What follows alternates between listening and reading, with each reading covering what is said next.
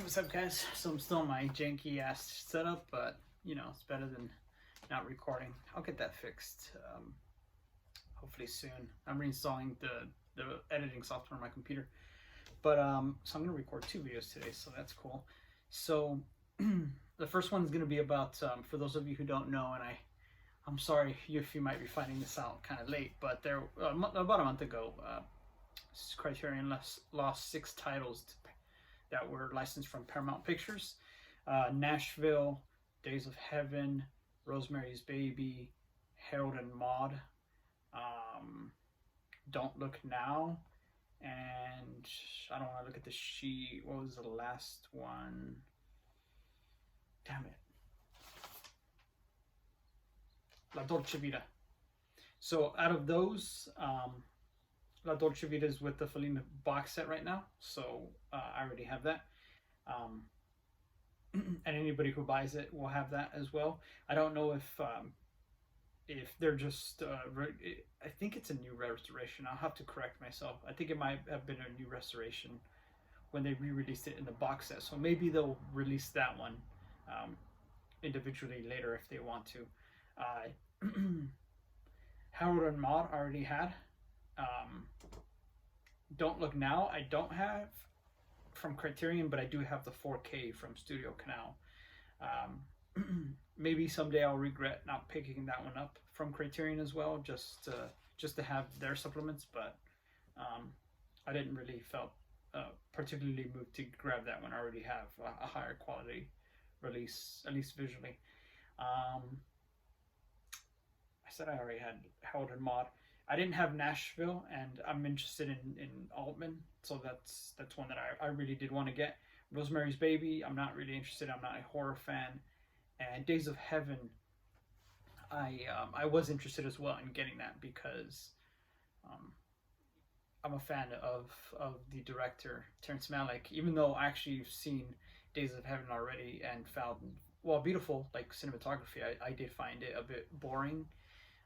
But that was actually one of my first, once I got into movies, especially artistic kind of movies, that was actually one of the first ones that I watched. I think that was actually my first, I think that was my first Terrence Malick too. And I didn't appreciate it completely back then. So I was definitely interested in revisiting, plus also just having all of Terrence Malick's work. So that was one that I really wanted. I was too late in getting Nashville. All the Blu-rays were picked up. I made a stupid mistake in looking at Barnes & Noble, seeing that, you know, a store had Blu-ray, and then not reserving it. So I was like, oh, they have it. I'll just pop over after work, and then I'd go after work, and it's already gone. Like I should have reserved them. I just didn't. I didn't even think about it, honestly.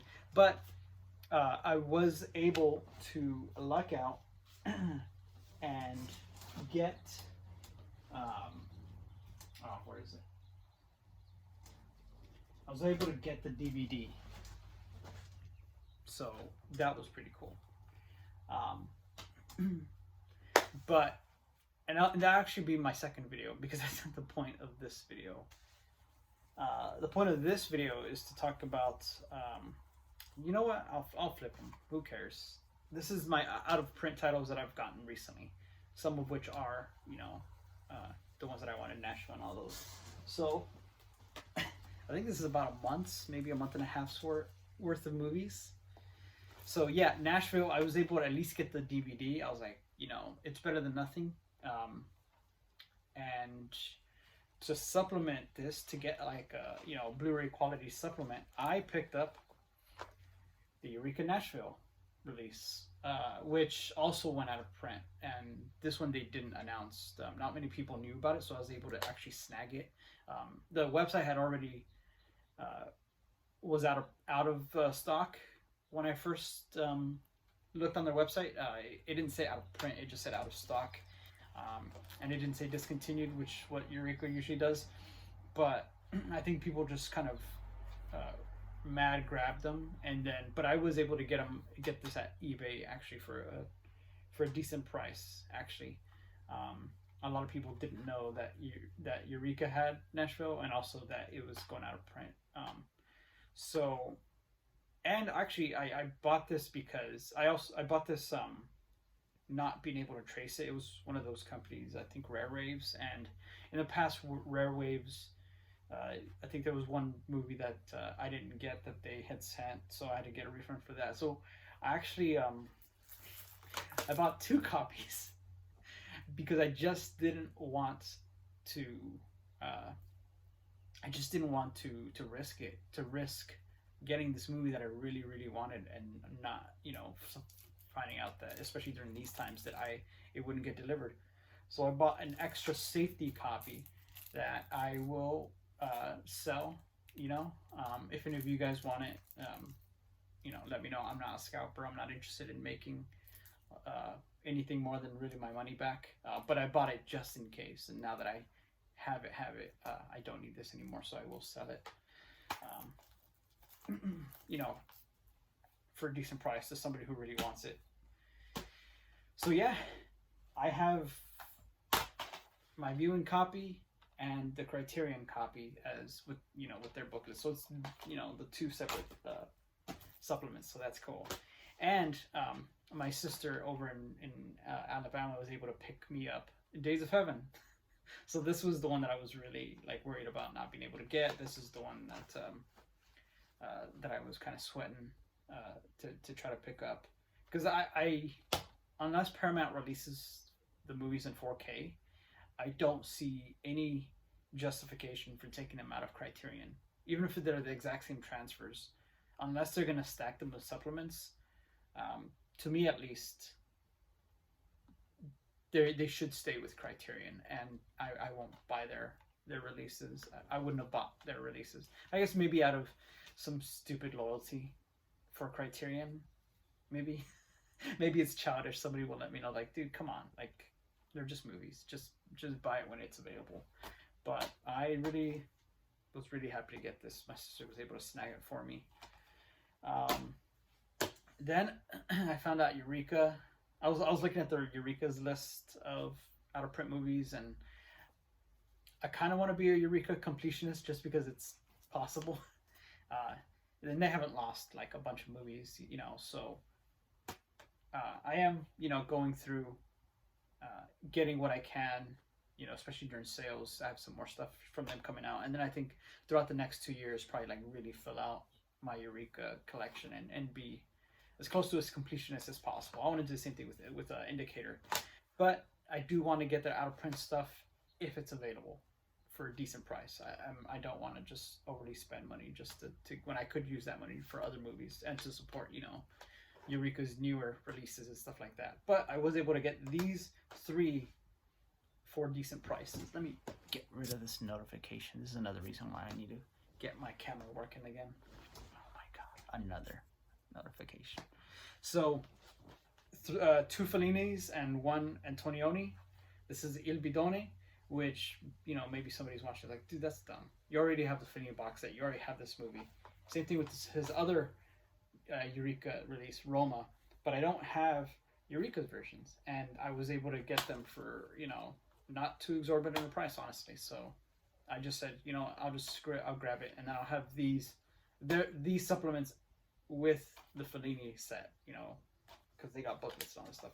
Plus, it's just cool to get Eureka's. I like them a lot. And another movie that has Criterion release, Le Amiche, by Antonioni, who I'm still exploring. Everything I've seen from him so far, I really like. Especially Blowout. That's a good movie. So yeah, it's really excited about this one. And then I found a random Criterion out of print that wasn't being sold out of print. It was 20-something bucks at what is that Asian media store? Book Off? Yeah, Book Off. I think they're mostly on the West Coast, but this one is Jean-Pierre Melville, Léon Morin Priest. I didn't even try to attempt a French accent. But yeah, this is really out of print, and I think it's released by Kino now. But I saw this, and I just had to get it for that price. I wouldn't have picked it up for a crazy amount, because the same Book Off was also selling the older digipack of Chungking Express for like $80, even though that movie is now back in print with Criterion in a box set. But still, like for that amount of money, you would only have to spend like 30 more bucks, and you would get the Wong Kar-wai box set. So I guess nobody's notified book off, or maybe there's just this, you know, still a market for those older Chungking releases. But this one I was happy to grab, happy to add it. I want to see more Melville. Since I popped my cherry with Le Cercle Rouge, so that was a good movie. I bought 2 other Criterions that I wanted to get their supplements. That this is a pickup from South Street, and they just recently upgraded this one actually. But the reason I wanted this one is because it included something and that the new Blu-ray didn't, and I can't remember now what it is. I think it's one of these supplements or something on the booklet wasn't being, you know, ported over to the new release, and so that's one reason why sometimes I'll still go after like older Criterion releases, is just because, you know, the DVDs will have something that the Blu-ray upgrade won't, and I want, you know, I want the older thing too, if you know, if it still has it. I just want to be a completionist like that, and have access to all the supplements I can get, or you know, an extra movie if that's what they put on there. But yeah, then I picked up one that went out of print and was not upgraded with Criterion, but it did go out of print, and that's Power and Pressburger's movie The Small Back Room. I've only seen like 2 of their movies, the Red Shoes and Black Narcissus, both of them that I loved. Especially the Red Shoes is I think, to me, one of the greatest movies ever made. So I just, you know, it's a Power and Pressburger. I just had to grab it, even though who knows, hopefully this one will get back in the collection and, you know, be upgraded, or who knows, maybe Kino picked it up and that's why it went out of print. But yeah, then I come to the last one, and this is funny because I could have recorded this video like 2 weeks ago, but I was waiting for this last one to come in, only to be disappointed. So I picked up what I thought was a good deal, which another out of print Eureka movie by Jean-Pierre Melville called Le Silence de la Mer, which is in print on a Blu-ray with Criterion right now. But I wanted the Eureka Blu-ray, you know, for their, you know, to get access to their supplements, and, you know, maybe in the future by the Criterion. Well, I got an email a couple days ago from the Amazon seller saying that their apologies, but it was not the Blu-ray, it was the DVD. And they refunded my money and gave me like $10 extra, so that's nice of them. But it's when it just arrived today, and I picked it up. And this is a blank non-Eureka DVD case with what's obviously a printed out picture of the Blu-ray case on a piece of paper and then snuck in there. So this I don't think that this was a DVD, because it's what I think is they somehow lost. This was a dual format. They lost the Blu-ray somehow, or it was damaged, or who knows, maybe they just sold it. Somebody sold it by itself. So they just had the DVD. So they just slipped all that into there and gave it to me with no booklet at all. Now, so I popped it in, it works. You can see the movie. The bad thing is, and I would have been okay with it. When they told me that, I was like, fine, you know, it's Criterion as a Blu-ray. I could use that as a viewing copy if I wanted to. As long as I get the Eureka supplements. You know, I was gonna do the reverse of the Nashville, where Criterion be my viewing copy and, you know, their supplements, and then Eureka's DVD supplements and booklet. But no, not only no booklet, the DVD does not have one supplement that the Blu-ray does, which is the Melville Out of Shadows documentary, which is Blu-ray only. Luckily, the Criterion release of this movie has that documentary, the Melville Out of the Shadows documentary. So It's a 56-page booklet though that was supposed to come with this. I kind of want that, and I looked it up on eBay and a couple of other websites. There is still a DVD release of this in print that does have the 56-page booklet. So I think I'll still follow that. I'll probably use my refunded money and buy another copy of this, but the actual DVD that's going to come with that 56-page booklet, and you know, the Jeanette Vincedo in discussion that's on this DVD, and then use the Criterion for the viewing copy as well, as to get access to that Melville Out of the Shadows. But yeah, this was kind of funny. It's like, how did this even happen? I don't know. But yeah, those are my out of print releases. You know, there's something satisfying about finding something that's out of print that is going for a lot of money and then getting a good deal out of it.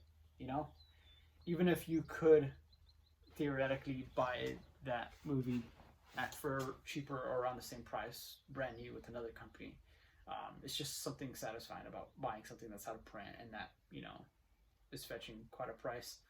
But I think that's just also a part of being a collector as well. It's just wanting those good deals. So I think besides that, one thing I forgot to mention in the other indicator, my indicator sale release, is that I actually picked up the Fuller box set from Indicator. That's my bad. I don't know how this slipped, you know, through the cracks. I should have mentioned this in the indicator sale. Yeah, I've seen everything I've seen so far from Fuller. I really like. I've seen a couple of his movies. I have the Eureka box set with Fuller, and obviously Pickup on South Street with Criterion. But yeah, I'm excited to dig into this as well eventually. Yeah, you know me. I and lots of other collectors, all of us. If you watch anybody else on YouTube, is we tend to buy faster than we can watch.